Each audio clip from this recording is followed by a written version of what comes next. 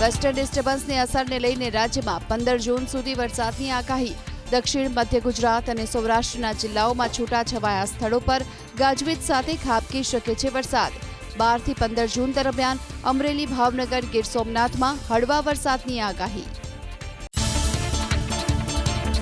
ગુજરાત અને રાજસ્થાનને છોડીને આગામી 4 દિવસમાં સમગ્ર દેશમાં પહોંચશે ચોમાસું। અત્યાર સુધી 25% ઓછો વરસાદ। હાલ ચોમાસું મહારાષ્ટ્ર, ચેન્નઈ અને બંગાળના સિલિગુડીમાં અટવાયું।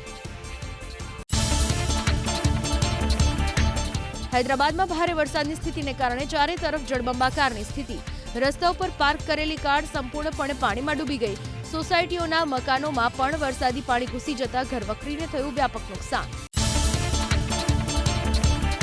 જમ્મુ કાશ્મીરના કુપવાડામાં ભારે વરસાદ સાથે પડ્યા કરા। સફરજન સહિત ખેતી પાકોને થયું મોટું નુકસાન। તૈયાર પાક સંપૂર્ણપણે નષ્ટ થતા ધરતીપુત્રોને પડ્યો મોટો આર્થિક ફટકો। પ્રવાસીઓની મુશ્કેલીમાં પણ થયો વધારો। ધોધમાર વરસાદ જમ્મુ કાશ્મીરના અનેક વિસ્તારોમાં। કુપવાડામાં કરા સાથે વરસ્યો વરસાદ, ખેડૂતોની વધી મુશ્કેલી। કરા પડતા ખેતીને નુકસાનની સંભાવના।